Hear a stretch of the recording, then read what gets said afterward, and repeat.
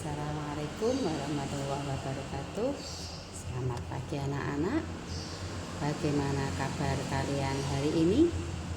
Tetap sehat, tetap semangat, dan terus belajar. Ya anak-anak. Anak-anak, pada pagi hari ini kita akan belajar tentang perubahan sosial budaya dalam kehidupan masyarakat.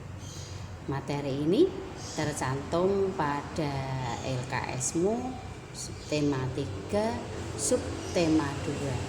Karena kemarin kita sudah belajar tentang tema 3 dan subtema 1, sehingga kita sekarang lanjutkan pada tema 3 subtema 2. Iya, perubahan sosial budaya pada kehidupan masyarakat kali ini yang kita bahas terutama adalah tentang telepon, penemuan telepon. Ya. Yang pertama adalah aspek sosial. Aspek sosial dengan adanya telepon tersebut, yang pertama apa aspeknya sosialnya? Yang pertama adalah mempermudah komunikasi. Kalau dulu sebelum ada penemuan telepon, kita akan bertemu dengan saudara, kita akan bertemu dengan teman, kita akan bertemu dengan orang lain di luar daerah, di luar kota Demak misalnya, maka kita harus ke sana mengunjungi mereka. Tapi dengan adanya penemuan telepon, maka kalau kita kepingin ketemu dengan seseorang di luar yang jauh atau dekat pun, kita tidak usah berkunjung, tapi kita cukup komunikasi atau silaturahmi menggunakan telepon. Kemudian yang kedua, yang jauh terasa akan semakin dekat. Tadi sudah Ibu katakan, dengan adanya telepon maka kita akan bisa ketemu dengan saudara, ketemu dengan teman, ketemu dengan sahabat, atau ketemu dengan siapapun dengan cepat dan mudah, tidak membutuhkan waktu yang lama. Sehingga dari yang keluarga yang jauh bisa akan terasa semakin dekat dengan adanya telepon. Selanjutnya adalah mempermudah mendapat informasi. Anak-anak tentu tahu, begitu anak-anak pegang HP, anak-anak akan bisa melanglang dunia, bisa menjelajah dunia tanpa pergi kemanapun. Dengan apa? Iya, kalian bisa buka salah satunya lewat Google. Mau mencari apa di situ, insya Allah semuanya ada. Sehingga kita mudah menangkap akses apapun, menangkap informasi apapun di dalam telepon. Ya, kita lanjutkan dengan aspek budaya. Sebelum ada HP, budaya kita masih sangat tradisional. Tari misalnya, tari merak pun masih sangat tradisional. Pakaiannya, kostumnya, musiknya masih menggunakan gamelan yang asli. Harus ada orang yang memukul gamelan, gong, ketipung, dan lain sebagainya. Sehingga memang agak repot. Nah, namun setelah adanya HP, kita dapat dengan mudah mengenal budaya dari mana saja, dari budaya negara mana saja, baik itu yang modern ataupun yang klasik. Nah, dengan adanya HP tersebut, maka kita dapat mengakses musik-musik yang akan kita gunakan. Misalnya musik untuk menari tari merak seperti yang ada gambar itu. Yang gambar pertama sebelah kiri itu adalah tari merak yang klasik, yang masih tradisional, masih asli.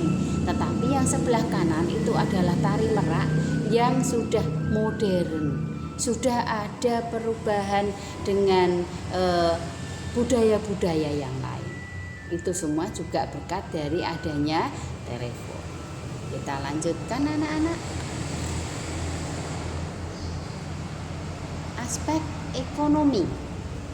Aspek ekonomi.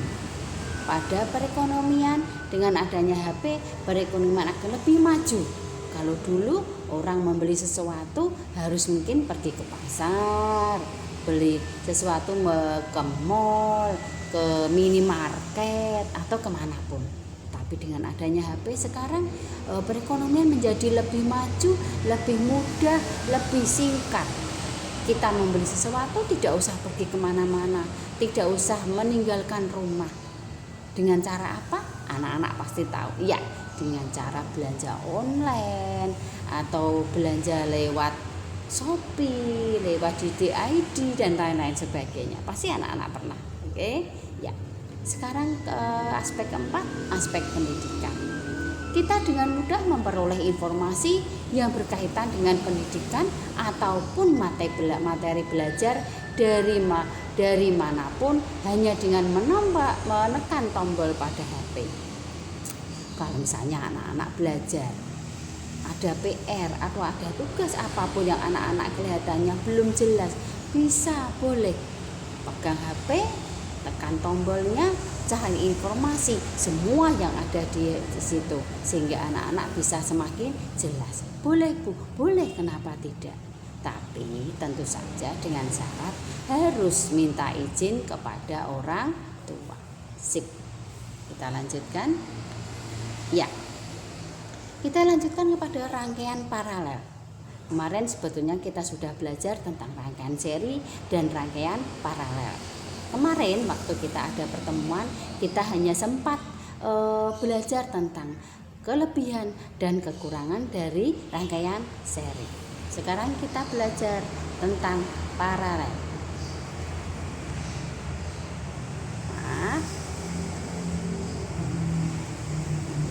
Rangkaian paralel. Nah, ini ya. Rangkaian paralel. Rangkaian paralel adalah suatu rangkaian di mana input komponen berasal dari satu sumber yang sama. Apa kelebihan rangkaian paralel? Yang pertama, apabila saklar yang satu dimatikan, maka yang lain tidak ikut mati, masih bisa hidup. Kemarin sudah kita pelajari, kita singgung di kelas ya. Bila ada komponen yang putus, maka yang lain akan tetap masih berfungsi. Seperti kemarin Ibu sebutkan, misalnya lampu di kamar mandi kok mati, apakah lampu di ruang tamu juga ikut mati? Tidak, ya, karena di rumah kita menggunakan rangkaian paralel. Pinter. Kemudian apa kelemahan rangkaian paralel? Yang pertama, membutuhkan banyak sekali kabel atau penghantar listrik. Itu salah satu kelemahan dari paralel. Nah, rangkaian paralel itu sudah pernah Ibu jelaskan, biasanya digunakan di listrik ada yang di rumah atau di traffic light yang kemarin kita bahas. Ada lampu merah, lampu kuning, dan lampu hijau. Biasanya ada di perempatan jalan. Kita lanjutkan dengan perubahan sosial. Apa itu perubahan sosial? Perubahan sosial adalah perubahan unsur-unsur atau struktur sosial dan perilaku manusia dalam masyarakat dari keadaan tertentu ke keadaan yang lain. Mengapa hal itu bisa terjadi? Ada dua faktor. Faktor pertama dari faktor internal dari dalam diri masyarakat sendiri. Apa Bu contohnya? Contohnya dengan berubahnya jumlah penduduk. Semakin banyak jumlah penduduk, maka kebutuhan akan semakin banyak dan perubahan sosial pun akan terjadi. Yang kedua, terjadi karena adanya konflik antar kelompok masyarakat. Semoga hal ini tidak terjadi kepada negara kita. Kadang di negara-negara yang lain itu ada konflik, misalnya pertengkaran antar suku, antar provinsi, antar kelompok dan lain sebagainya, sehingga perubahan sosial pun mau terjadi. Oke, kemudian sama dengan yang kedua, terjadinya pemberontakan, ya sama. Kemudian perubahan sosial juga terjadi dengan adanya penemuan baru. Nah, penemuan baru itu ada bermacam-macam. Yang pertama, penemuan baru discovery, yaitu penemuan baru yang sebelumnya belum ada. Dulu sebelum ada telepon, keadaan sosial kita berbeda dengan sekarang setelah ada telepon. Seperti tadi misalnya perekonomian, belanja. Kalau dulu orang belanja harus pergi ke pasar, ke mall dan lain sebagainya, sehingga membutuhkan waktu yang banyak. jualan juga tidak terlalu banyak, lakunya juga tidak terlalu banyak. Tetapi setelah adanya telepon, kemudian lakunya juga semakin banyak karena promosinya juga semakin bagus lewat. Kemudian ada juga dengan invention atau penyempurnaan dari penemuan discovery. Contohnya apa? Kalau dulu HP itu masih HP yang lama, masih harus HP telepon meja. Tombol telepon, tombol baru diangkat. Halo, begitu. Belum ada gambarnya, belum ada WA-nya, belum ada Instagram-nya, belum ada Line-nya dan lain sebagainya. Tapi sekarang dengan adanya HP yang semakin maju di tangan kita tombol, maka kita bisa berkomunikasi dengan orang yang tidak bisa kita lihat atau tidak di hadapan kita, atau orang berkomunikasi dengan orang yang jauh seperti kita sekarang. Walaupun kita tidak bertemu secara langsung, tapi kita bisa berkomunikasi lewat telepon. Oke. Kemudian dengan ketiga yaitu innovation, diterapkannya ide-ide alat-alat baru untuk menyemurkan penemuan-penemuan yang sudah ada. Seperti tadi, kalau HP yang jadul dulu, Ibu pernah punya HP yang jadul, itu hanya bisa digunakan untuk telepon dan WA. Tapi sekarang HP yang baru semuanya sudah bisa dilakukan lewat HP dengan berbagai macam konten, berbagai macam aplikasi. Ya, oke. Kemudian ada faktor internal, ada juga faktor eksternal, yaitu faktor dari luar masyarakat. Apa contohnya, Bu? Yang pertama, pengaruh kebudayaan masyarakat lain.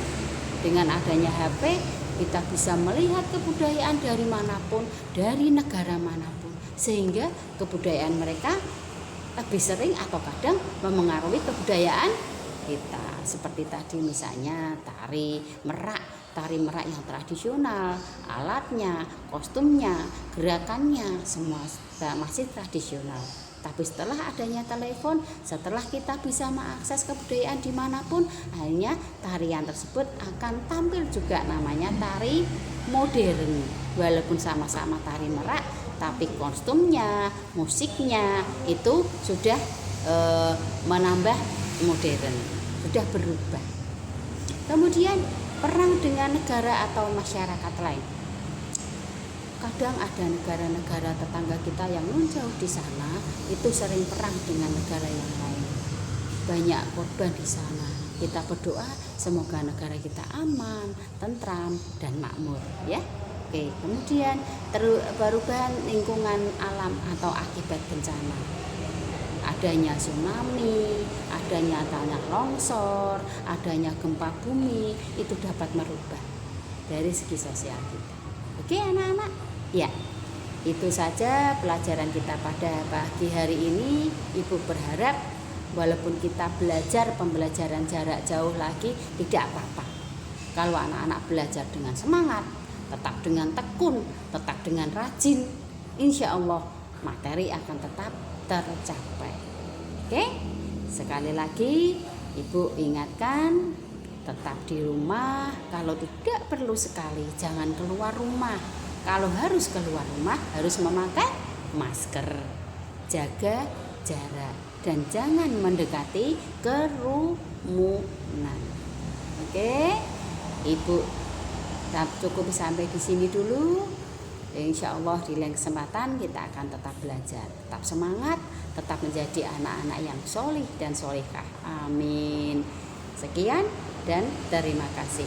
Wassalamualaikum warahmatullahi wabarakatuh.